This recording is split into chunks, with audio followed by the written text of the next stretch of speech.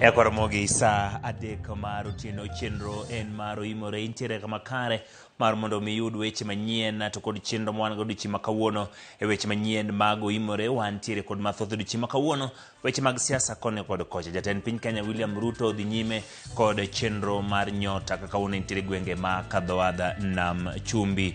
Duond bura mar ODM bende kokadho kuom ogaye mar Oburu Oginga bende oloso weche mag jagoro mag Edwin Sifuna osebedo kawacho kar achiel kuom gik motenore kod twak manobedo godo gi achiel kuom TV ma pacho kaendi mano Citizen TV kama okwaye mondo mi oluor chenro mag duond bura. Bende gwenge mag Siaya jokuoge mabende incho monjo dukni ajigo koro weyo ka jopiny dwaro mar mondo mi orid weche mag arita kwe. Wantiere kod mathoth kama oting'o yawo migero e kaunti Homa Bay ma oganda oserito kuom kinde chiegni 10 chakre chak yawo. Kata kamano gikone to migawo mar weche mag pi to kod chwalo pi e puothe ochopo kanyo mar mondo mi ochak gero yawo no monyo omenda buora.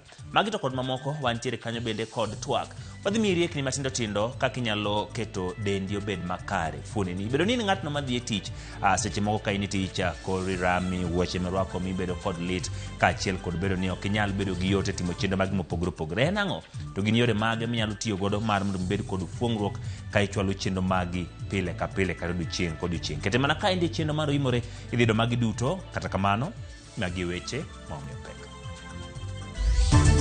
Kawuono judgment mowuok e Court of Appeal onyiso maler ni NGCDF chik mare manoketi en chik moluwore gi sheria kod katiba kaka dwarore. Koma guch dongruok mar NGCDF olaga luoch osiro ng'eto mar doho gulu mar NGCDF kowacho ni jopiny dhi medo dongruok makare.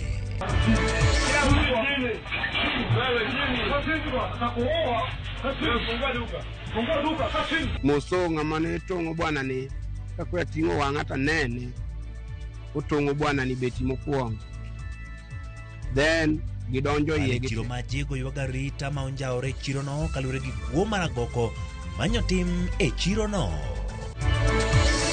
The total cost of the dam is 164 million. The dam has a storage capacity of 100 million liters. Omiyo mon sani nyalo yweyo. Omiyo wadhi pur. Wani ncha kech nego. En mor ne jodak mawang' chieng' tok chiere ogedo mar yawo ma okundi magedo mare sidigni kuom higni malo 10 koro.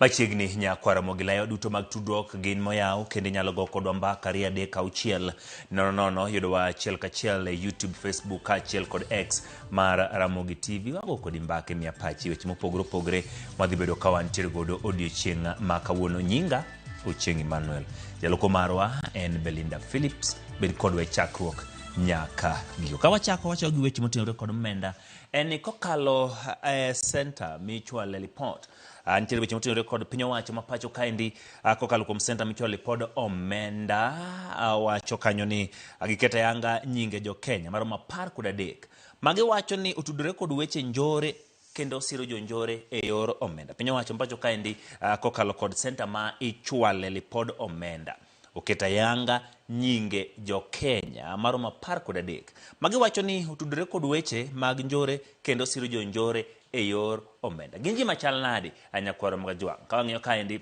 gin weche motenore kod kedo gi njore.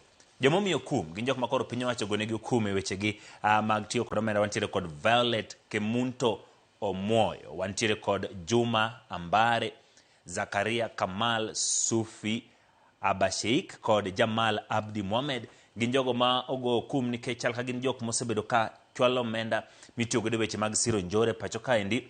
Wantiere kod Abubakar Swale, wantiere kod Saleh Burhani Minja, wantiere kod Jerumani Osama Koja, wantiere kod Hadija Isaac Ali. Kadhi nyime ntiere nyinge kinda 13 go mabende gol kanyo. Wantiere kod Abdiweli Dubat Dege, Ramadhan Hamisi Kufungwa, Robert Karani Nyokae, wantiere kod Zuena Kakumisha Mashabe kaachiel kod Mohamed Siyat Ali. Magin jok mabende iwacho ni ogo kum kalure kod report mar omenda. Gin jogo mwacho ni osebedo ka konyo jonjore ka giyudo sir e yor omenda omiyo koro piny owacho pacho kaendi kale kod center michwalo pod omenda oketa yanga nyinge jogi wacho ni kum mochwalne achijegi en ni ibro bed ka inono tudruok mora mora magin godo, obed simo ong'we yamo migoyo, obed ote mooro, gimora mora motimo gi simbo ong'we yamo mare ibro bed ka inono. Ibro nono account gi duto mag omenda kod mwandu magin godo. Gin jok makoro wacho ni osebedo ka tudore kendo gikonyo jogo machwalo weche mag njore pacho kaendi. Mokuom kum ma bende chwalne gi nyakoro Mgajwang' en ni ibro maki kata ndhiyo mwandu magi ng'wano duto e seche 24 mabiro. Ibro bed kindhiyo nyaka mwandu gi jomo tudore kodgi. Koro poni tudori kod ji 13 manyigi ni kanyo, bed ng'eyo ni mwandu magi piny owacho biro bedo kabiro ng'iyo machiegni kata rango nyaka ng'wano seche ma gitimo nonro poni gin jogo mosebedo ka tudore kod weche mag siro njore pacho kaendi to kod aluora mag Kenya. Ka wadhi nyime wantiere kod chungo chwalo negi omenda to kod mwandu mora mora. Matiende ni piny owacho chungo chwalo negi omenda mora mora gi sani. Ka bed ni chudo monego bed noyudo kata bed ni ne en gimoro michwalo negi mwandu mora mora, piny owacho keto kuom gi nyong'ong kendo onge mwandu mora mora mibiro yudo kaachiel kod omenda mora mora. Bende ichungo kony mora mora mar omenda. Poni ng'ato nyalo sirogi e kinde ma piny owacho bedo ka timo nonro magi, mano en gima ochungi. Magi gin okenge mokaw mar kedo gi weche mag njore ma bende osebedo ka iwacho ni siro kod jomoko e pacho kaendi mosekelo pek ne migawo mar arita kendo yango ni to chenro magi gitimo nadi e pacho kaendi. Gin jomaga manyalo bedo ni gin jok ma ng'won kod jogo matimo njore e pacho kaendi to gisiro gi yore machal nadi.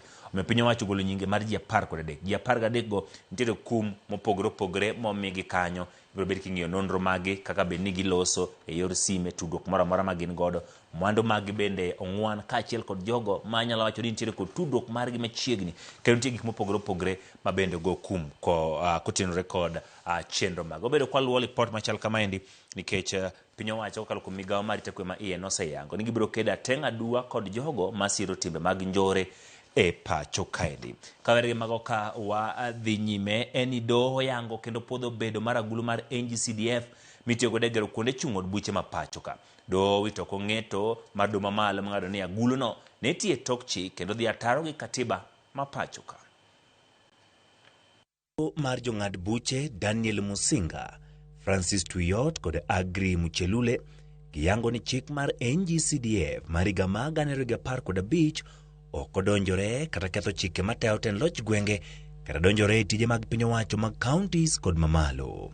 Dono bende yango ni kopogore kod ng'eto mar doho mamalo, chik mar NGCDF higa mag 2015 bende ok odonjore kod chike mag omenda kendo kang' mar ne wite oko duto ne ok ni kare.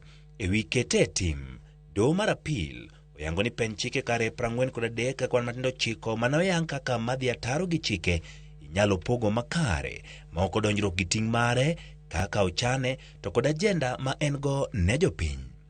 Jakom mar board mar NGCDF Ulaga Luoch kane loso tok ng'eto mar dono oyango ni ng'eto makamano koro miyo gi thuolo mar biro tiyo makare kalure ni jopiny oseyango ni NGCDF ema tiyo negi kaka owinjore. Kawuono judgment mowuok e Court of Appeal onyiso maler ni NGCDF chik mare manoketi en chik moluwore gi sheria kod katiba kaka dwarore. Kaka jakom mar board mar CDF kod ang'eyo ni sani wabiro tiyo ni jo-Kenya kaka piny dwaro. Sama loso kod kani kod ka Bobasi Cons. E higa mag 2024, jong'ad buche Kanyi Kimondo, Roslyn Aburili kod Mugure Thande ne ong'ado ni NGCDF ne ochugo kidieny machielo mar telo ka gidwaro mondo yange kaka madhi ataro gi pend chike ma pacho ka. Jogo mandonje doho mar mondo mine wit oko aguluno mar NGCDF osechako chwalo ng'ur margi e doho mamalo mogik Supreme Court tok ng'eto ma kawuono.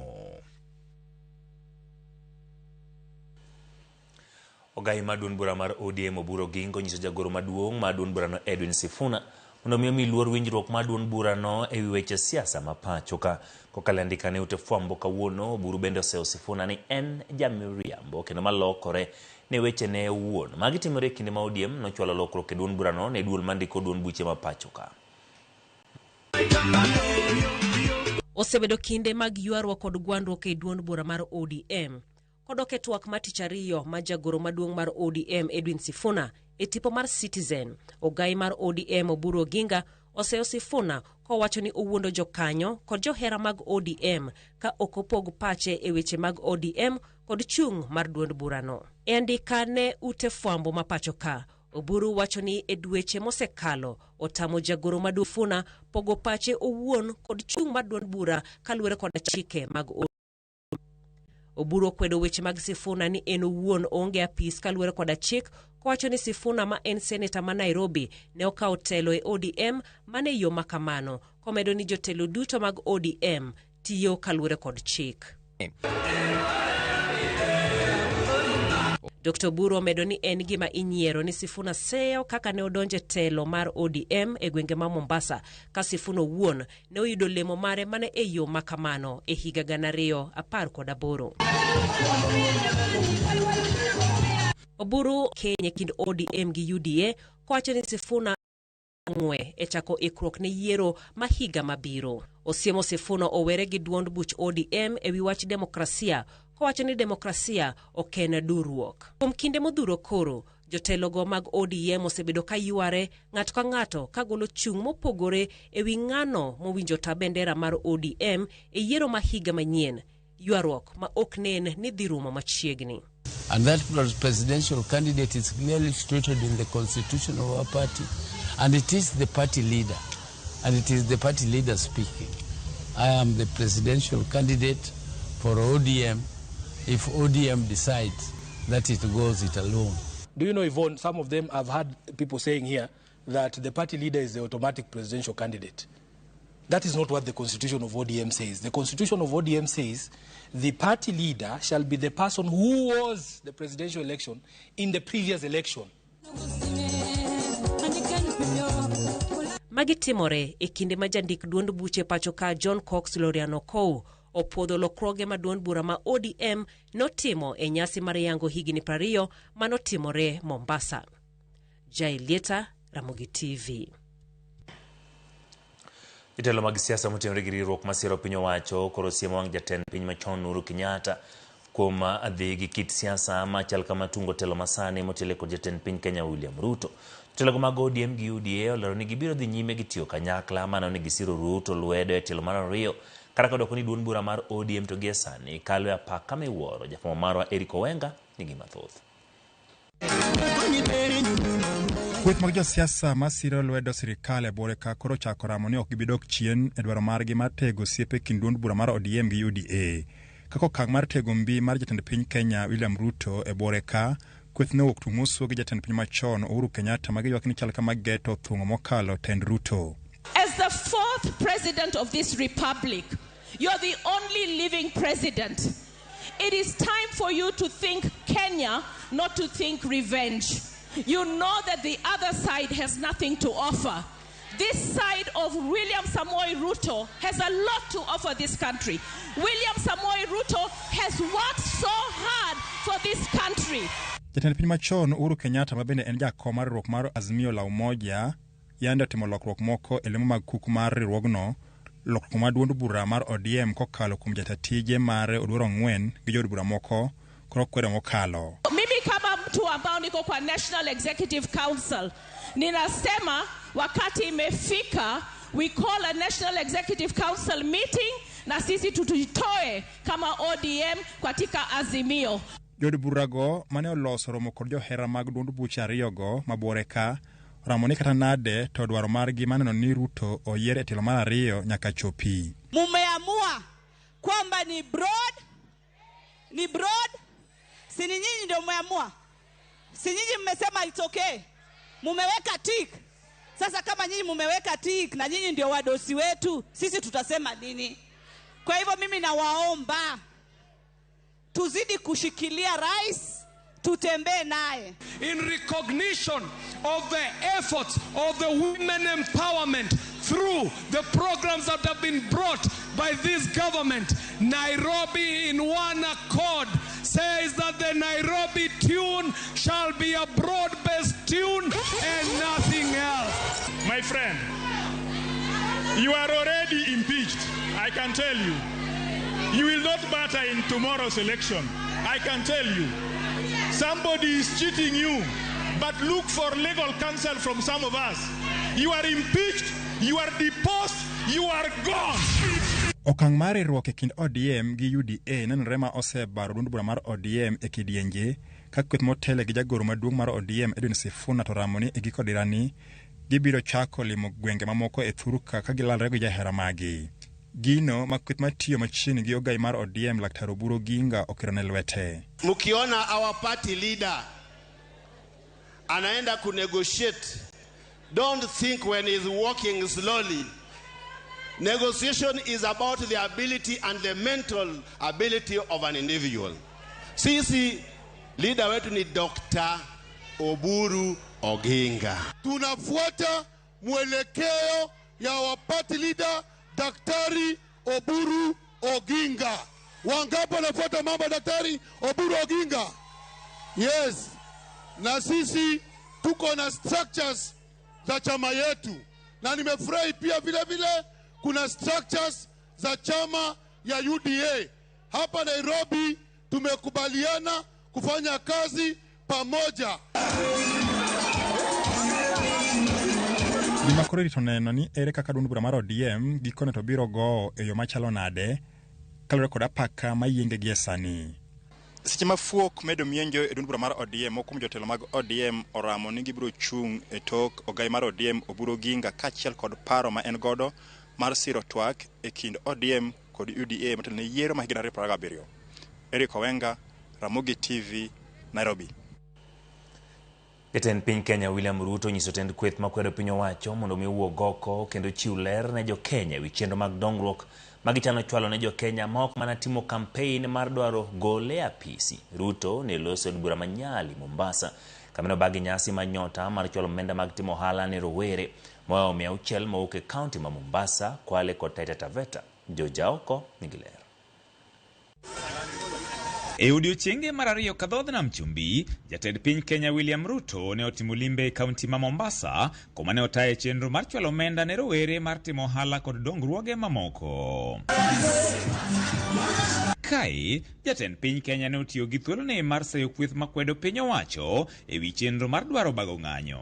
Nimesikia wale majamaa wengine kule ati wanasema ati wanapanga maandamano, ati wanataka vijana wa kufanya maandamano, ati wanataka vijana wa kufanya fujo, ati ile mpango kubwa wako naye. Nimewasikia kwa makini wanawaambia vijana, nyinyi enda mutafute kura, mkuje mutupigie kura. This government will use the young people not to heckle our political opponents, not to fight our political battles, but the young people will be provided with empowerment so that they can do business, get opportunities for income to help themselves and their family. Ne onyiso jotelo manie kweth makwedo piny owacho mondo mi jowuog oko mar chiwo ler ne jo Kenya e wi chenro kata ajenda magin godo ne jo Kenya. Ati agenda yao ni kuondoa William Ruto.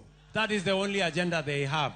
Hawana agenda ya vijana, hawajui vijana watapata ajira namna gani, hawajui vijana watafanya biashara namna gani. While our competitors are looking at young people as hecklers and goons and bloggers and voters, we are looking at young people as a resource for our nation, empowering them, giving them businesses, giving them income, providing jobs for them. Gavana ma Mombasa, Kwale kod Kilifi ne joduto singo ne rowerego ni onge juok mora mora ma ibiro juogi e ohelni mag yao kaka yor jiwogi dongore. Ya kwa wale ambao walopata mradi huu, tutachukua details zao kutoka kwa wizara.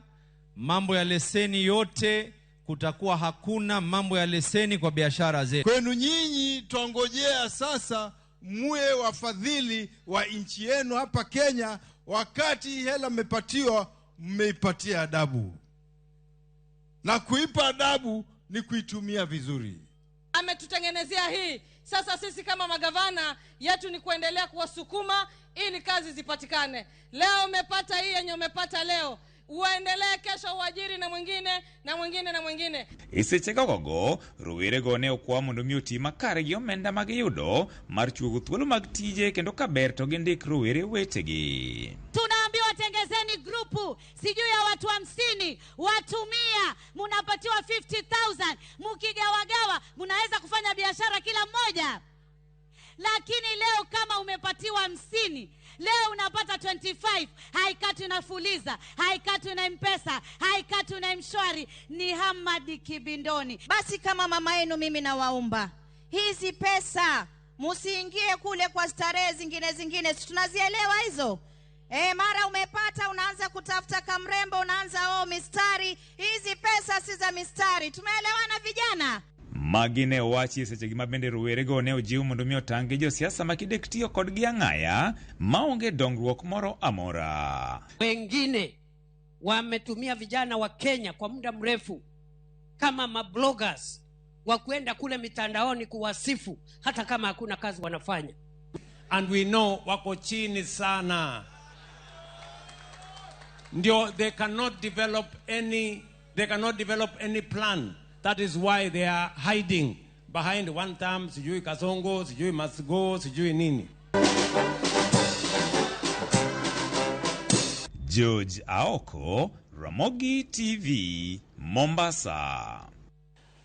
Obila sub-county Mabondo cha kutimwa pedha mar manyo jonjore moko ariyo manyocho monjo duka moro e chiro ma Jigo.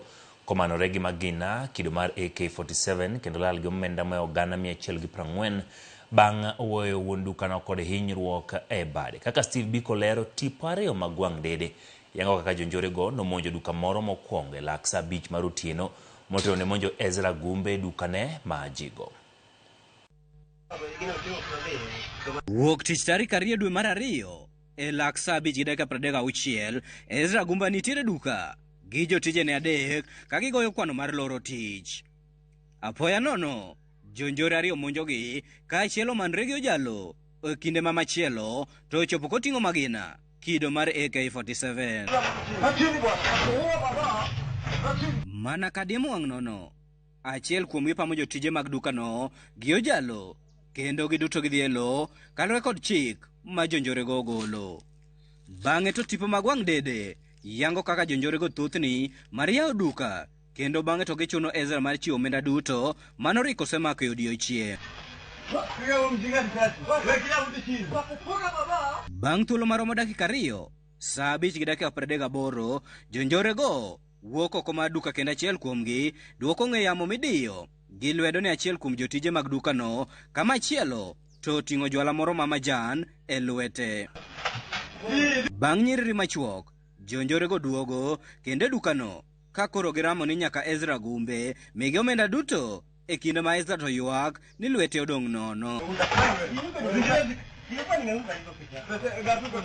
E kinde no jotije adek mag duka Ezra yudo thuolo mar chungo gi ng'we aputh njiri kendo gichako goyo koko mondo jopiny oresgi.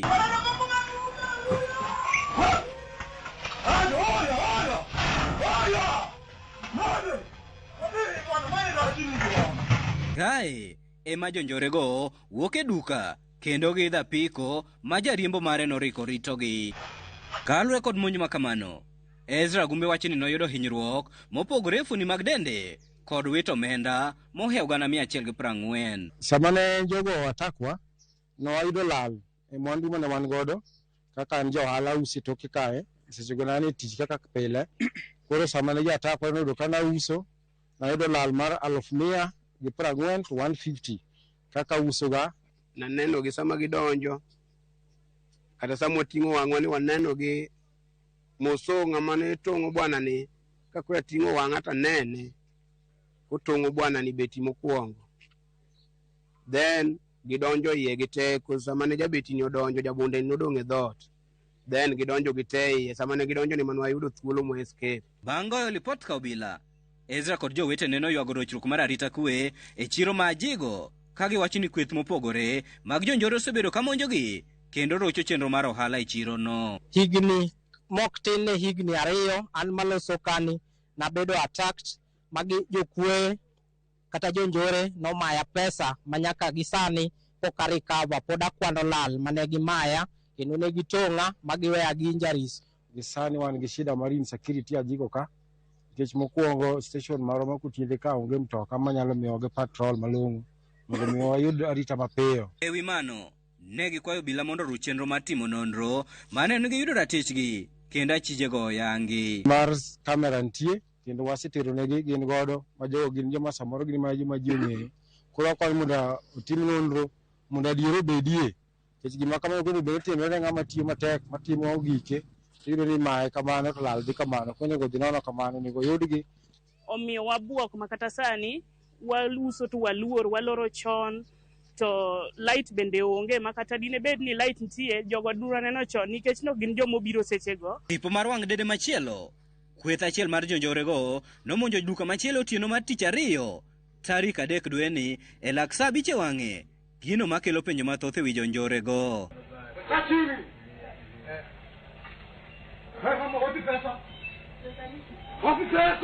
Steve Biko, Ramogi TV, Siaya.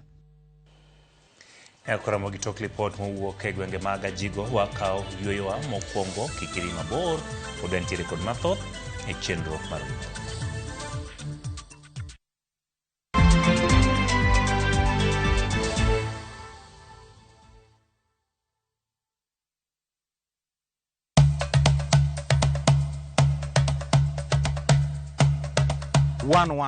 chenro malero kitwa gi timbewa kod puonjo dholuo. Sani upuza ni uluongwa na mabuda. Koro mwan mabuda ni girieko mwan koro mathin man kuro maru ng'eng'no. Ema so kelo nu seda. Wasewuotho mar kelo ni juok ogandawa kod ber magisekelo e ngima onagi. Dayo ne puonjo nyathi manyako kosechope ode puonje kaka onego oriti family mare. Rikoda an James Rabala Kwase Rajabu owarga chie. 111 Ngeso ka ngeso, saa 1:45 otieno.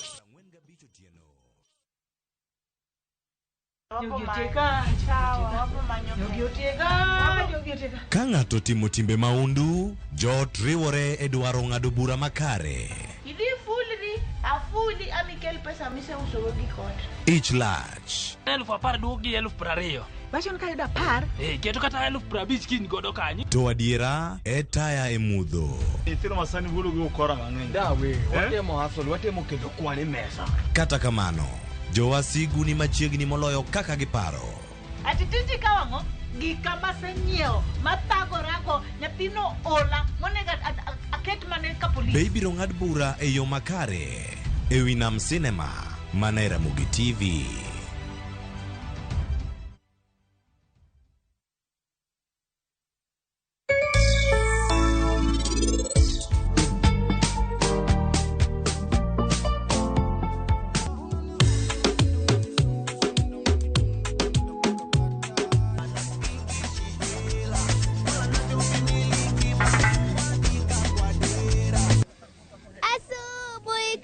Ndani ya banda ng'ombe, kondo na mbuzi nikatinda. Watoto wadogo msilale, tunayo kazi.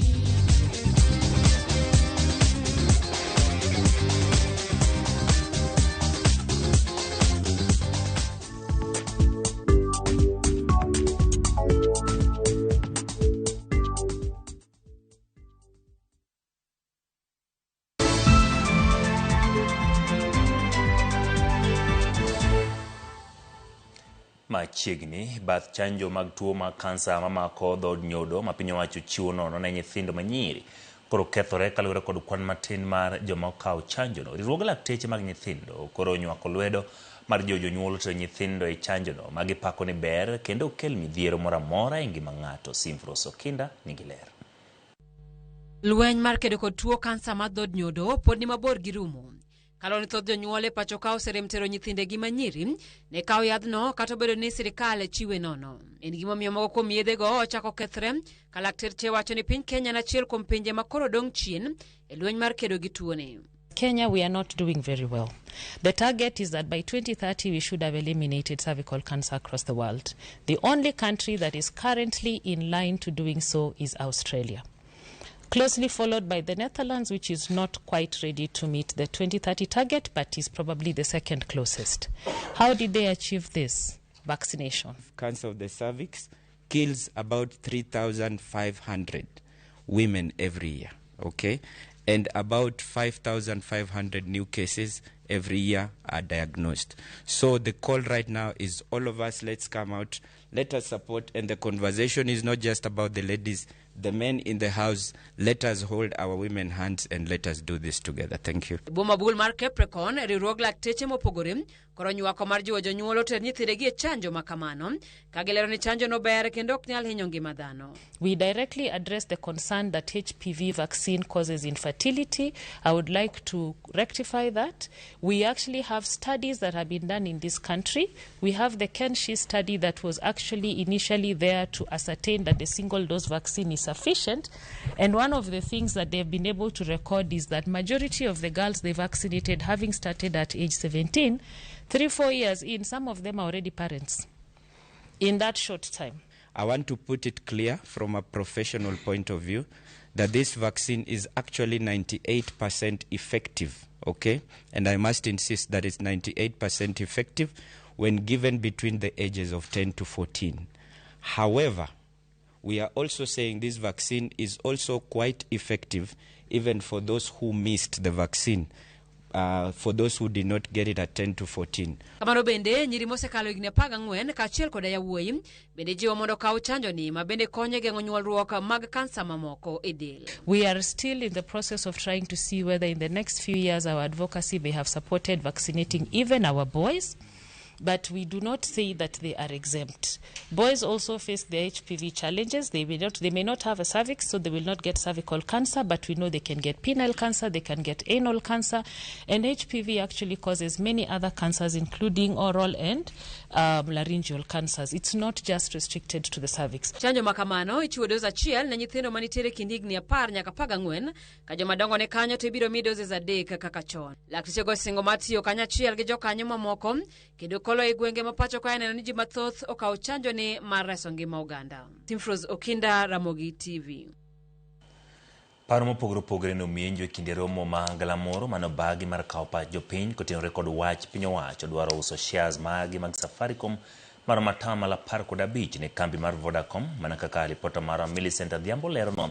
Jopiny mathoth ne okwedo wachno gi teko mathoth ka gitielo ni jo Kenya pod nigi pek e sekta mopogore opogore kaka thieth, somo, nok mar tije e kind rowere, nengo ngima e kind mamoko ma piny owacho onego kaw nigi ondamo malong'o mar chopo kare. Unasikia mtu alisema ati hatutakuwa na deni, sasa hivi bado wanazidi kukopa. Kesho tukelemewa na maji ama mvua, watauza nini tena? Mtauza nini sisi kama serikali? Mkienda pale kwa parliament museme watu wa Kisumu wanakataa hiyo maneno yetu, hatutaki hiyo maneno yetu, na mkwenda kabisa mkutani.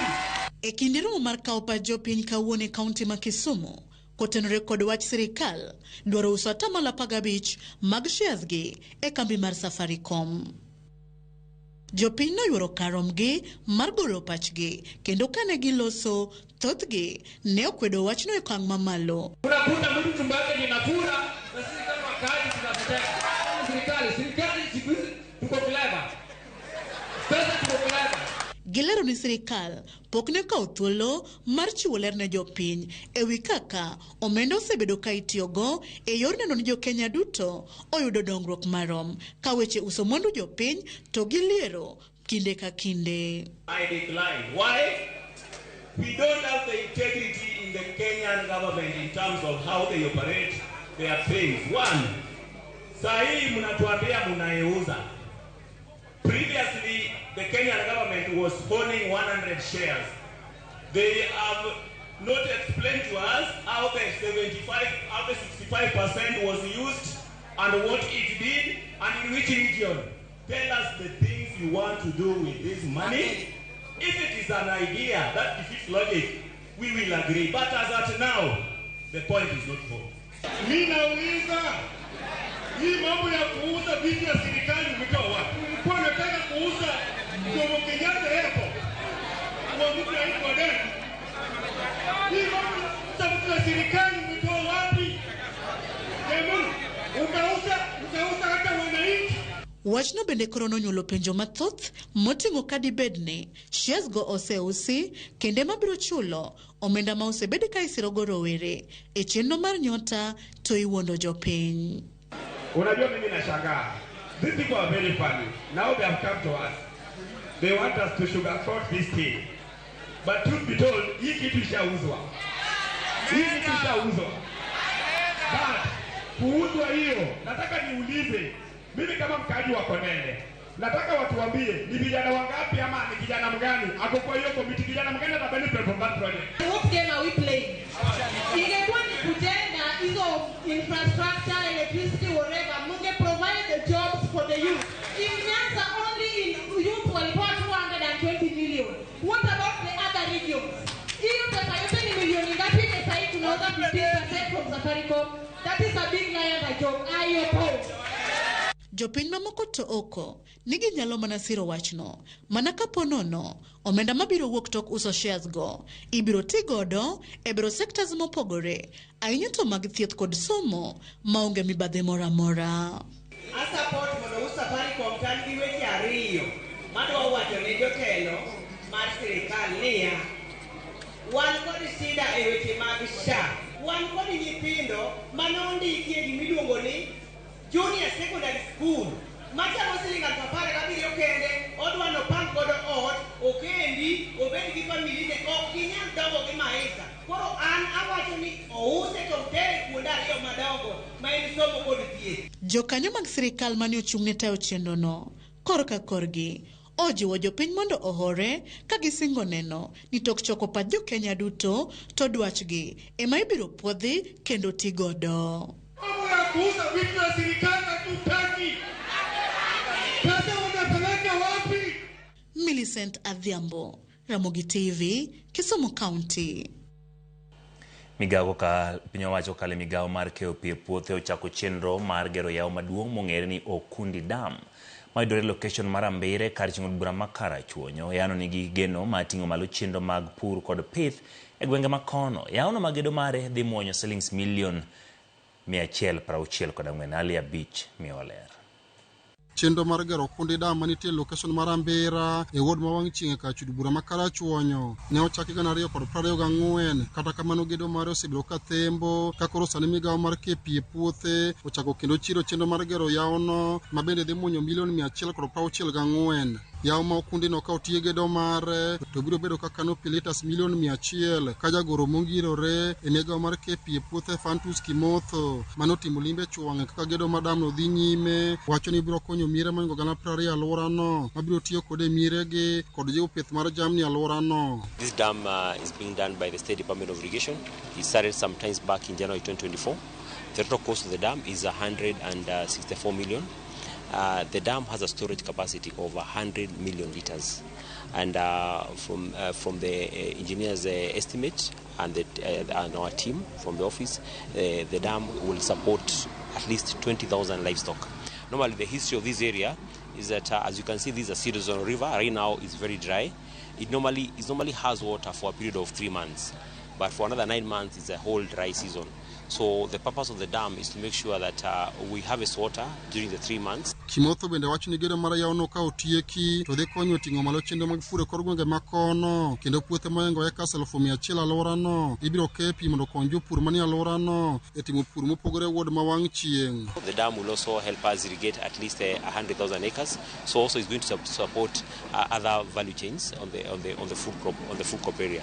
So this is actually a true reflection of what we normally say real adaptation when it comes to matters climate change, whereby we harvest during flood and during drought the people get to utilize the dam. And the other thing is that now farmers can also not only do one cropping, they can do 2 cropping at the same time. Jaod bura ma Karachuonyo adipo kuome okoni gedo mar yawono ka otieki to biro kelo yot ne jopur kod jopith jamni e wuod ma wang' chieng' kama ne ojiwogi mondo girwak chenrono kendo koro gikre machako pur motegno kaachiel kod pith mar jamni alworano. Ma gold mwayudo kik we kethre nikech this is a gold ma biro konyowa mondo wa develop Karachuonyo. Wan bende wamulu tich gi lwetwa mondo kiyudo thuolo nitiere gimitimo kae pur mipuro dhok mipidho diek mipidho gimoro amora nipidho bed gi ratiro ni time moloyo minyalo chamo kendi wuon.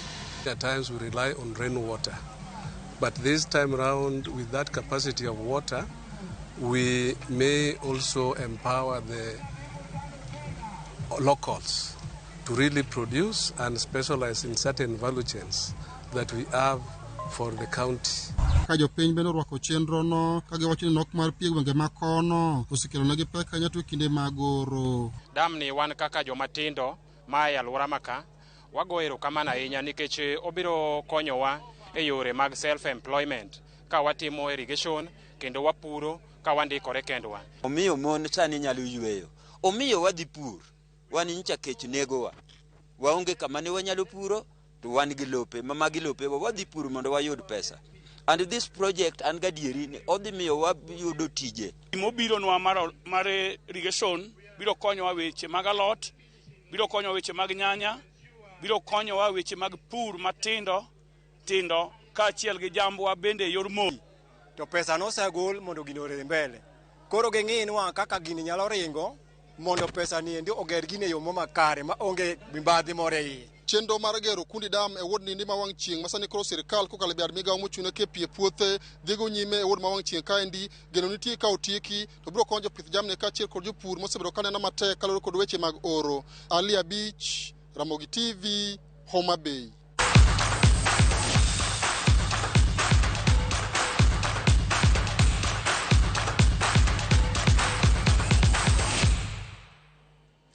Tok wito tukgi mar lig kod juma manolo gi 2-1 kod tim mar APS Bomet, tim mar adhula mar Nairobi United oloko tanga kendo timo ikruok ne tukegi mag CAF, tuge kini kod tim adhula mar Wydad. United otimo orako kendo keto geno ni gibiro yudo duoko makare tukgi kod Wydad. Jatugo Brian Magare wacho ni gibiro timo duto maginyalo ka bedo ni timno nigi lony mar chiro tukgi kendo yudo duoko makare. Kocha mar Nairobi United Ali Salim wacho ni gisetiego jotugo kendo miyo gi mijing'o mar biro tugo tukegi modong' kata bedo ni United onge gi thuolo mar sudo nyime kowuok e grup no mar B. Expecting a tough match. We're playing a good opponent, really good opponent, but we look to bounce back, get back to winning ways, and hopefully this will be a good start for us to come back. I think we're trying to shift the mentality. After the loss midweek against AP Bomet, it was not really good for the team, but I believe that we want to bounce back and again playing against Wydad. It's a Confederation Cup, our last match at home, and we want to showcase good display in our country before we leave to Maniema, our last match in the group. And for sure, we are trying to motivate the players to try and give us a positive results. Tim adhula mar Rising Starlets tim manyere ma ikgi okwengo 20 tieko ikruok margi ne tuge kindi kod Tanzania. Tugimbiro tugo odiochieng' makiny ka gilaro thuolo mar tuge tuke mag World Cup. Tugo no ibiro bago e pap ma Ulinzi Complex kama kocha margi Jacqueline Juma nigie ni gibiro loyo Tanzania. Tugo no ibiro tugo kiny kochakore saa 9. Tikit tugo ma kamaendi kata tielo mare mar 2 ibiro tuge boma mar Dar es Salaam ngeso maluwe ka jaloch biro donjo e round mar 4 e manyo thuolo mar tugo World Cup.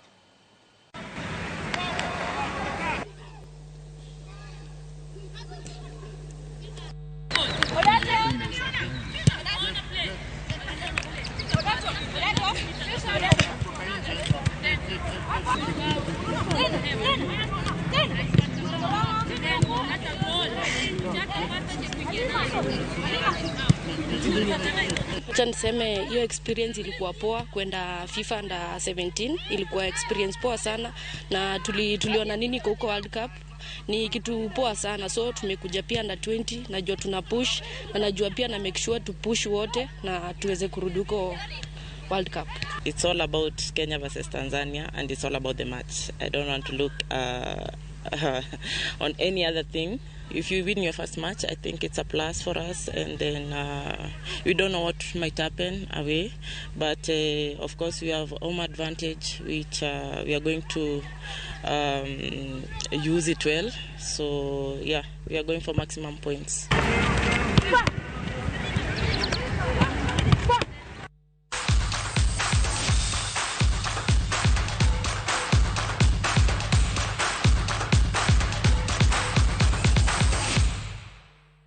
Anya koromogi watiko kidieny mar weche manyien wantiere kod twak moda bedo godo kod jolony madhi loso kod weche motenore kod kaka inyalo keto dendi obed makare nyate weche magora kasi penjni to chakre jumani ne chakre wuok tich nyaka kawuono en chieng' tich abich biseyudo thuolo mar riyo leche mag dendi kata yudo thuolo mar timo orako achiel ibro duoka mana tok dakika matin nikech wantiere kaendi kod jolony mabende osebedo kachwalo chenro makamaendi Albert Ogeda kaachiel kod kapere ndege omiyo kik isud mabor nyalo loso thuolo kanyo mondo miwari lecheni mana tok yweyo machuok.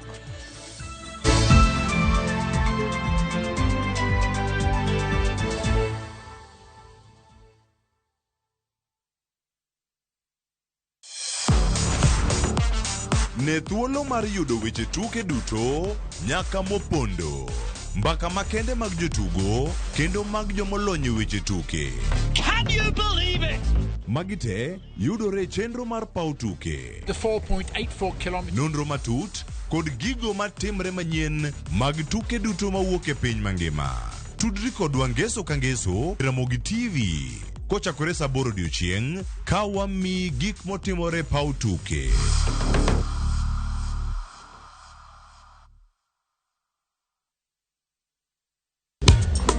Ticha beach kocha kore saa 4 otieno nyaka saa 6 lakini ni mixes maliet kabisa mag Luo Rumba Luo Benga kaachiel kod jawa maliet kowuok e ondamo 107.1 FM kar chuny jaluo apela nako ni wang' ne ka wadok kocha nyaka wang' joy mari mar Ramogi TV Lungani a boy handsome underwear Roji bed and breakfast. Lungani DJ Kolokolo instrumental. Tokodan Solomon Atito Kafaya Gudi. Kawa wachoni Ma en Ramogi Night Disco. Kete Manaka.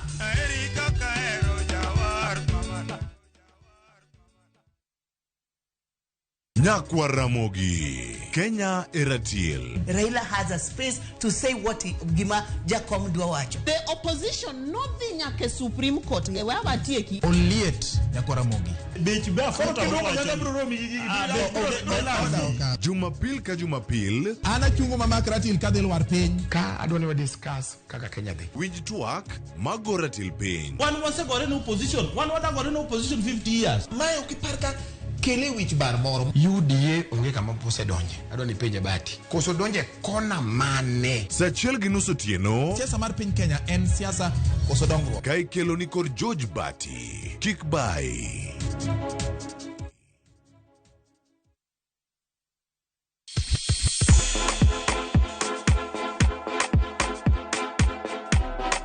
Be isei korine miel to bendi sei korine thumbe mamit manyien manyasani Wakelo ni mixes maliet kabisa kod miel manyasani. And of course ngeso kangeso nyakumga jonta krista ngwena nyaka sauchieza cheki melanin top imeweza and of course Hilo bwana Chenro en Thundakmo wewe twende leo tunakunja kitanda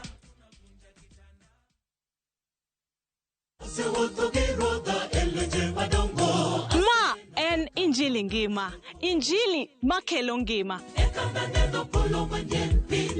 Bironu sabato ka sabato, are sa achiel okinyi nyaka sa 3 okinyi. Wadhi kelo nu chenro mamit ahinya. Jok manoko somo lesson, wadhi bet gi lesson mar juma. To Nyasaye dwaro ni seche duto kata piny obedo matek machal nade to challenges moro mogodo kik golwa kuom Kristo. Wadhi bet gi children's sermon ma wadendo ni lulu mag Yesu. To noting'o ligangla mondo hikre ne kedo. Be ikori ne winjo wach Nyasaye. ne thuon wach mwadwa wuoye en ni mwandu kik teri mabor gi Nyasaye. Wakelo jower mopogore opogore makelo nwa injili makelo ngima. Okidwa koso injili ngima kitayou kod an Lorina Chieng. Happy Sabbath.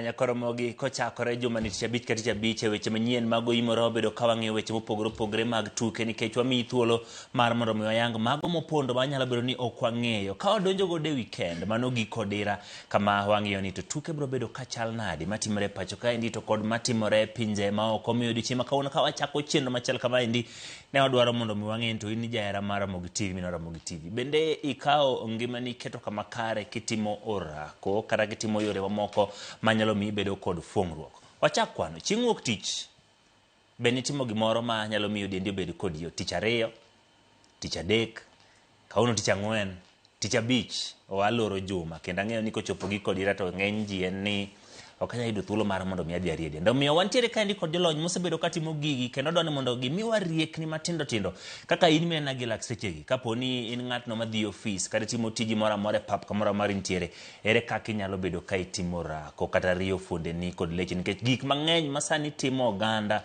thothne en ma nikech warem mar mondo mi watim ang'o watimo rako kata wariedi. Ndo miyo antiere kaendi kod jolony ariyo miyo gi thuolo mondo mi gimoswa ginyiswa ni nyingi gin ng'awa ato bedo ka go mbaka mana machok tu ka wagolo odoke iti machiegni ro kamano kuom yudo thuolo mar loso koda jera mag Ramogi TV chenro maro imore ibongiswa ni nyingi en ng'a. Erokamano ahinya Emmanuel. Nyinga en Kapere Ndege. Amose nyikwa Ramogi ni oimore duto kamoro amora ma untie. Kapere Ndege wuok kanye gwenge ma Kaluo to Nairobi kae. Kapere Ndege the great county of Homa Bay. Sami wacho igolo H. Kato bet Homa Bay. Koro aja kamoro ni kokwanyo East sub location. Koro anaja kokwanyo mano kuongo town ka. Kamano. Koro ke mabiro go to biro mana banga koro jako kwanyo ma ok kwany gir ng'ato. Kamano.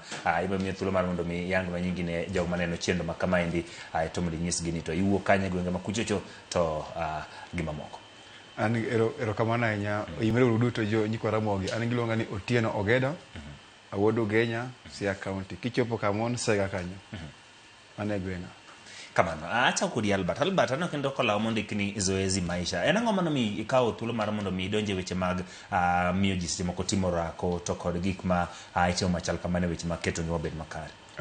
Erokamano ahinya orako na chako mwaka mara 2016 mwaka uono 2026 edhi gidadi apa na chake kalure kod gimane timre ngimana dierego an jafwambo gi keyo mane gimana somo maber kabisa koro bang' ndalo mathoth nadhi e piny miluongo ni South Sudan natimo ohala kocha nan kod newsroom mara kono then lweny nowuok kocha maduong' ahinya ba wawito gikwa mang'eny koro ndalogo ne obwongo bedo kabedo koda ngono lo nang gi paro mang'eny koro na chaka mos ba dire godo kan kod kilo dhi mana 104 kata ng'wech ne teko kana nyali but kane achako manyo yo manyalo wuok kod e paro matut mana nitiere kodoka mana chako rako no koro nying ma zoezi maisha nobedo kama kana chako zoezi nan kod lo nang kod stress lo nang nitiere gi madangni mag paro matut madangni mag paro matut kana chako timo exercise edo ka wiene gonyre mayot bang' ndalo mathoth gigi mo dwe achiel dwe ariyo no koro ngima chako bedo yo makare mano mana ndiko ni zoezi en maisha ten kitimo rako tibedo kod ngima exactly kamano dogo iri nyalo nyiso ni tang'o mano dhiri mondo mi ichak weche mag rako kata mana tiego ji mondo mi den gi bed makare.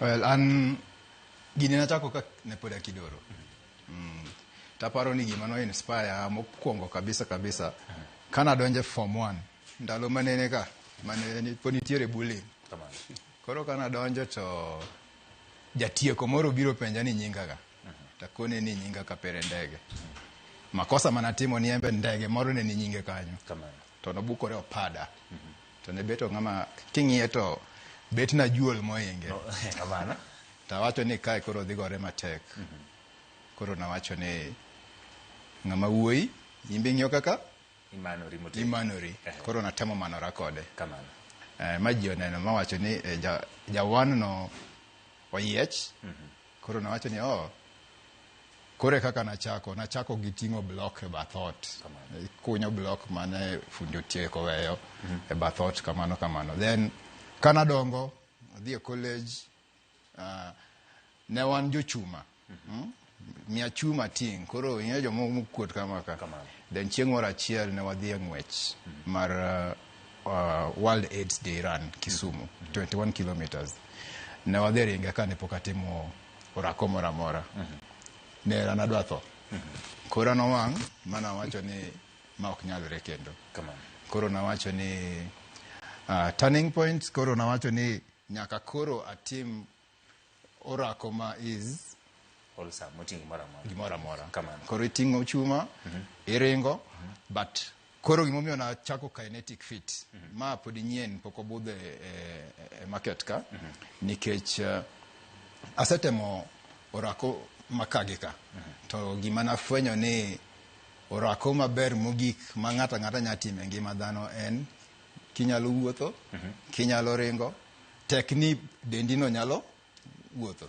kore momi iluonge ni kinetic kiparo physics kinetic ne bedo defined nango energy motion koro outfit nani en ni be inyalo wuotho kamoro amora ma intie e office kamitie e puothi e dala kanyo kata kanisa wadwaro ni ji te ochak hero gimiluongo ni wuotho ka biro ir kapo dano mana kumi kanyo gin gik mage ma dhano nyalo timo mayot nikech ng'enyo kaka nyisi king'iyo boma kaindi gokinyi kar odhi tich ochung' oidho mtoka odhi ofis obede kom nyaka godhiambo saa 10 kata saa 11 ochako idho mtoka odok e ot otimo mawuok tich ariyo tich adek tich ang'wen tich abich chieng' ngeso kochopo entiere gi event moro modhiye nyaka arus kara arus kama nyaka godhiambo saa 1 oduogo yo kiny odhi e kanisa koduogo seche moko ng'ama ohero mpira kaka an odonjo neno mpira juma rumo moko tim gin gik mage ma nyalo bedo ni miyo dhano bedo kod pek e weche mag timo mazoezi kata matimo orako masani onego bed ni waloko mondo wabed gi ngima makare. Mokwongo e gik mikwano kochakore chieng' wuok tich nyaka Jumapil no mano gima waluongo gi dho ngere ni routine koro mondo walok mano nyaka wakwongo walok paro ni routine onego bed ni en routine makonyi king'iyo lifestyle mar dhano kata kaka in ka Emmanuel ka chako penji ni nyaka ni chiew kibire newsroom ka ang'o misetimo wan kaka dhano waketore ni wadich sana wadich but king'iyo mos iyudo ka dich mwadich ga ahinya seche moko ok med value e ngimawa nikech iyudo ka iwuondori ni dich in office yes a ditch but 50% of the time in a social media alright so gik minyalo embrace gik minyalo timo mondo ilok ngima mari mokwongo nyaka i-change routine mari miket ni adwa chako weche mag orako chake yot kabisa inya wacho ni pile ka pile adwa bet na adwa wuotho dakika 20 ma ok akoso ok inya koso dakika 20 e kind ngimani kata mani newsroom kae instead mar biro saa moromo inya biro dakika 20 mbele kiluor kilimani ka circuit ni dongo omi orako no matin koro then kata ka koro wacho adwa wuoyo koro gi jodongo mantiere dala ma wanya luongo ni koro jomose retire inya yudo ka routine ne ni kochiewo oseoro gazet japiko mone gazet koro en tipo mar yien cha emodwa sudorego gimo nyalo timo mondo ngimane obe oyue maber remo ring kuome maber obwongo mare yawre obedo gi stress mang'eny okaw kata dhoge moko odhi okwa owachra adwa dhi kwa dhok adwa dhi kwa gi distance kata mar kilomita 1 koluwore gi dhogo moduogi otimo ne dende gimoro kamano ne jogo madhi tich iyudo ka ng'ato ami example ng'ato dak South B to tiyo Times Towers kachacha iyudo ka ng'ani opango laini saa 12 orito idho matatu madwa bete jam saa 1:30 kowuok South B nyaka Times Towers to wuotho obiro bet ni odhi kanyo gi 3 okse cover 2 kilometers ngeni mano ok oswet ok odhi dung kuok e office kodhi kamano gokinyi kendo kochako duogo dongo satimo gimoro maber e ngimane koro en mana ni nyaka wayud thuolo in our so called busy schedules mondo wa fix time for ourselves aluonge gani 1% rule e odiechieng' mangima wan gi saa 24 donge kinyaka wakawa 1% mar seche 24 mano en 24 minutes dwaro ni kao 20 dakika 24 go obed mari mar rito dendi, iwuothi, iringi, iriembi ndiki moro, idhi kwath, ifuadh kamoro, ido gik masimple. Timbe pokatero ng'ati jim kanyo. Be asekono ng'ato ni dhi jim. Be akone na chul pesa. Magi gik mitima magi timi wuon kama intiere. Zero cost. Kana biro. Wantiere gi ng'ato nyalo wacho ni seche mokan gokinyi, seche mokadich ahinya, godhiambo, seche mokama yodi thuolo. Ginang'o gini maka ng'ato nyalo timo e kinde gokinyi, nyalo bedo makare, kata godhiambo kose oketi. Seche gokinyi wacho ng'ato poni gi energy mathoth, seche godhiambo koro osetimre nade, osetiyo makoro duogo dala. Gin gik mag matindo tindo minyalo wacho ni nyalo timo gokinyi, kata ng'ato nyalo timo godhiambo seche mo oriele chege. Erokamano, gima ng'eyo ni dhano pango ngimane kalure kod kaka odwaro. Inyalo chiew sa 10 okinyi, kaka na chiew sa 10 every day kadhi e ng'wech, atimo 10 to 15 kilometers. Kiwuok e ot gimo sa 10, kata sa 11, you spend only 1 hour kiringo kata kiwuotho. Mano ing'e ni oromi duogo ot biye kori bidhi tich. Ok inyal wacho ni in so busy. Nyaki sacrifice, nyacho ni kuchopo okinyi sa 11 ama sa 10, awuok, I spend only 1 hour. Gimi aero orako ma okinyi, in kod control mar the whole day. And unlike in the evening, minwango ni kuchopo dhiambo jatero luogin, pok itieko tich makama kamango. Bi tieka tijini. But kitime gokinyi, mara ri nwang ka muya be pod ntiere fresh. Ne Nairobi kanyo pollution ni malo sana. Koro chiew okinyi kimondo okinyi itimo 1 hour is enough. To kocho nyaka ugoko, nyalo timo kata mana gik kaka push ups e ot, gik macho indoors. Inyalo nyiewo weights, kata kionge pesa ma nyiewo weights, nyalo bedo kod pie kube koni. Itimo kod squats, squat and minyuongo tidhi malo, dhi tinyuongo tiduogo malo kamano. Gin so many exercises inyalo timo kapok idhi antumangono, pok ichopo office. Kata kaponi wuok office, maybe da kata mana Kitengela ama Athi River ama Thika, titiyo town Nairobi.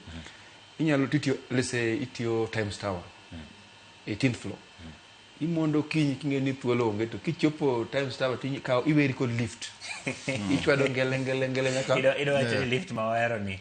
Eni mane beni watiyo godo mathin kaponi nitie kama nyalo wuothe. Onge tien bedo kama. Onge tien tiyo kod lift kin Nairobi kan. Because inwango kata mana lunch time. 1 hour mini magani en ma lunch time. Inyalo chiemo for only dakika 10. Dakika 15 medonge timango. Ichwado rato. Inyalo wuotho from maybe Arambe Avenue tiluoro nyaka Central Police, kidwo kamano go dakika 40 rumo. Tisetimo maber molo bet kama chiel kitimo social media. Kamano. Kara nyalo wacho ni seche moko an gi samuoyo mar ni achako timo rako chieng' wuok tich ariyo tich adek abedo kod samuoyo. Ginang'o minyalo nyisowa ni nyalo timo mondo mi bed gi ngolo consistency, nyalo time molure kik ibed gi yacho ni samuoyo makni atimo ndala ariyo chieng' tich adek aol. Kata ng'ato kotime mokwongo to wacho ni ande ndarama ma ok ane kachaka nuyo gini kendo ahinyo. Atimo nang'o? Mano timore mang'eny kabisa. Sana ne joma koko chako. Gima nyakone ni mane mitne. Kiwinjo ka dendi rami matende ni dendi koni ni ndugu. Isa sanda, koro sane, koro winj kumiketa. Oparo ni. But koro, yadh mach en mach. Kizungu wacho ni, kosa macha Kiswahili. Dawa ya moto ni moto. Koro ka dendi rami, mano otemo mana kuni ni nitiere gimi introduce e dendika. Koro mondo mi owuogi nyaka dhi adhiya kode mbele. Koro mane mabiro kelo gimi iluongo ni discipline over motivation. Nikech ng'ato nyawacho ni adwa timo rako nikech zoezi timo rako. Osechamo Christmas mang'eny, but podo neno maber. Koro mano motivation. But routine gi discipline mi wacho ni kata bet nade, kata koth chwe, kata mbom muoch, kata bunde ywak, to nyaka dhi amira dakika na 30 moro. Koro kiwinjo kamano to gimidwaro en nyaka ing'e ni dendi en tiji. Ka ok irite to biro riti. Mar ariyo nyaka ing'e ni gima watemo timo niendi en waluonge ni preventive. Marwani is not curative. Wano kwan daktari. Kendo gimoro amora mawacho ka joramogi ok medical. Marwani en experience mwaseng'eyo. But gima ng'eyo ni tizi orako kitimo biro konye gik mang'eny. Obiro duoko ni bech thieth chien. Nikech ko kitimo orako to chieng' moro achiel tibiro dhiri daktari to daktari biro mana chako koni ni ndugu onego beni chako timo orako. Koro wachako gi ka nikech wawacho ga ni dendi nyadhi obwongo mabor kaka obwongo ni nyadhi. Koro ko obwongo ni koni ni kawuono lit wanindi to dendi biro nindo. But ko obwongo ni wacho ni gino wuonda oya wuogi. An kaka ng'eyo nikech kata ndalo koth amba chiewo gokinyi an aja 5 am kata koth chwe abiro wuok gi kodhno mondo ka chopo sana mar bedhi e tich ma kawaida yudo ka nasetieko adhi abeta tiyo tija ka ng'eyo ni aonge gop denda. Koro kiwinjo kamano to chungi paro no ket kuchocho and then nyaki bed ni to en gol mane gima temo drive ga ji e orako en weight. Jibiro ni ana dwa lose weight to dwa lose sani okotimre ga kamano. The weight biro follow. Gima dwaro ni konge team ni what team gina mental capacity building nikech obiro keto koro mindset ni is clear. Weight biro lwar to weight ok nyal lwar kawuono. Weight takes time but fitness nyaki bed gimiluongo ni consistent. Nyaki time kawuono nyaki time kiny nyaki nuoe. Kiweye ni time dichiel denda orama ti duogo kata koro ni we ibeda ng'ama odheng'dheu kaka kamano endo. Koro kiwinjo ka gimo kidwar beda gi paro moro ni to ang'o mokela ka. Namba 2 bed gi routine. Nyabet kata gi whiteboard moro e bath kitanda ni kanyo. Mindiko ni Tuesday adhi kama ki to tick. Koro seche te oparo ni kawuono to idhi koda maber ndugu. Then kamano timre tibiro chako neno results. Yeah. Anno ka ji mang'eny Nairobi ka ndi simogo kinyi dhano ringo kata godhiambo ji ringo gima chal kamano. En achiel kuom yore ma ji oseyudo kaka mayot ma ginyalo keto godo dendgi obed mayot koso nang'o? Ringo en achiel kuom orako ma ji mang'eny sani odonje mang'eny. Sani ng'eni aka wadonje dwe mar ariyo. Nitie gima iluongo resolution, New Year resolution. Ji mang'eny noyawo mwaka wacho ni mwakani adwa bedo very fit. Mamara. To kuom jok manochako tarik 2 dwe mar achiel an gadier ni joma ng'eny ose drop. Kwanza ka salary donjo kaka kawuono weekend kama sani bacho pong dhano madho wacho wadwok ni denda ngono to kinyo kano chiewi okobi chiewo kinyi botimango botimo rako. Emomiyo gini dwaro discipline mamalo sana king'e gimomiyo ni chake. Kani chake king'e ni adwa mondo abed fit and abed ng'ama kod ngima makare. To kochopo odiochieng' kaka tich abich kamano go osiepe ni maluonge bwana wadhi okadhe ka obare kama kamano go itemo hepogi because ngima kani go ibro yudo osiepe ma ohero gimibeti mo kanda gin jok mohero chupa jo chupa bro wei to ko dwango jok moringo kod kokon to kacho ni jo chupa ginjo maricho acho ni ntiere ka pinyo align universe align mbonango ni kaka Nairobi kanyo kasa ningwecho di malo sana. Kinyi no ka yore mang'eny all these parks opong kod jima timo rako. To kala jima wuotho. En gima yambo go mbaka kod daktar chimoko to gocho ni igini moka par mabiro koponi gima dhi mbele ni bro dhi nyime. To daktar mang'eny bro loro osuptande. Because wacho red 70% mege tuoche mang'eny gin lifestyle. To lifestyle inongo ka ngato bogemit to hero bete kom to hero angono o hero sim odakala kamano go ngutu ngato odakala kama all the time gi remote to kata sani kingiyo maber nango ni nyithindo matindo sani are becoming overweight because jonyuol migi chiemo ma otimo sukari mang'eny to okoyieni mondo gidhi tugo oko ka baba beda kan go TV remote PlayStation all this kind of stuff no akoro bedo matek mondo nyathi kaka diemo no pon no ringo mang'eny oko wala udho watimango tuko ne gin very physical daw watch adombe wore mohingo winjo kane nyiro tugo mag tapo ipondo kocha ringo dhi kokon but sani maogi masani onge emo mineno ka sani nyithindo ma hik gitindo ni kod weight mang'eny chiemo bendo sekethore wan kod chiemo mang'eny ge gin mega sukari angono all this kind of stuff okaka diere macho koro gima kadok ipenjo mini penjo chane yudo ni ng'wech kod wuoth. In fact, King Nairobi kan non kan tiere kata clubs like en kod club mar a very good club, a kod club mar work from different locations. Giromo over the weekend, they do their long walks from there's a club man ka jiwok Nairobi ka wuotho nyaka Thika. Dwe mar 10 jomoko nowuok ng'wech Nairobi ka nyaka Naivasha.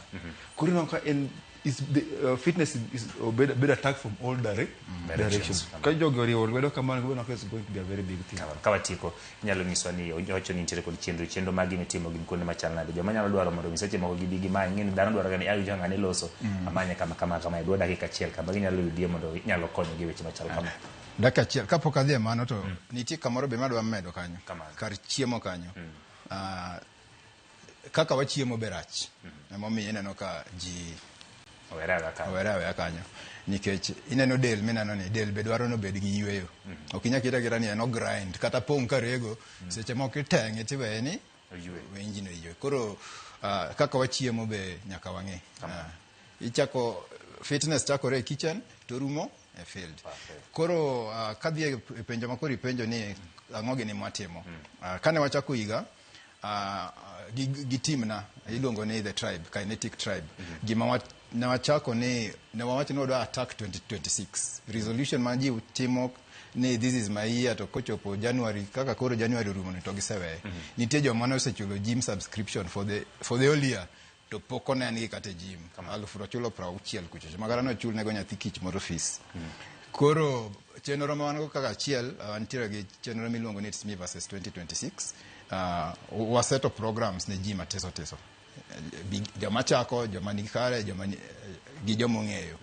Koro wa monitor gi every weekend, Sunday ka Sunday igioro na report taketo tabulation then analyze data to I reach back to them apenjo gini my kakidhi my progress monego watim then gima takatimo negi kaluwore gi kaka gin gimodo ang'eyo weight ni chal nade, height ni chal nade, jegni adi, schedule ni chal nade, then aloso negi program kaluwore gi research masetimo gi technology. Then amini Emmanuel my program adwa ni fuatilia for this month, then wabiro review kwang'iyo gi gik mane dwaro.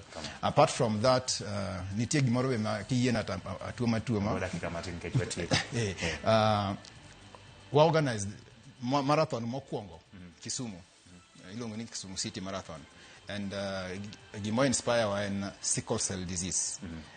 Isefwenyo ni tuo mar sickle cell chon ka nwadong di nyathi omborore. Koro awareness ne onge. Koro I mean a technical team ma organize the first ever Kisumu Marathon to target the Lake Basin. Wado wagero STEM center Kisumu. Koro mano biro wabiro miyo weche mabiro badai. Ero kama na kawati yopi yudikanya mapio kawati kucheru. Zoezi maisha club moting'o dhano kuonde mopogore all over the world. Gima watimoga every morning kiseringo ti ikitang'o ikete group, but ntiere gimo ma wiyo no wil moka wacho orako kidwa timo nyaka ibed kod the right attire. To attire wauso tops wuoch ng'enti jok mari wuotho kod gambut ntiere wuoche mege gambut en madhi e puodho ntiere wuoche mege sports. Koro kidwaro gi inyalo yudo through Zoezi Maisha on all platform mege social media. Ero kamano kumido thuolo ma biro loso kodwa mondo mi wapuonj jo mondo ging'eni bedo makare nyalo mi thuolo mar mi tim chenro makare mane mana chako kwenye kor mga jongo bedo gi chenro mopogore mabiro puonjore gik mopogore weche mag tuke to kod mago matimore alura mari kawaro gi kod weche manyien mano mokelo e giko mar chenro makawuono mar oimore chieng' tich abich nyaka kendo tich abich manyien. To recorda nyinga Ochieng Emmanuel, jaloko marwa nen Belinda Phillips, ubed gi otieno mokwe. Bang' ma Solomon Atito ka achiel kod DJ Kolosi chopo ka en Ramogi Night kaka pile.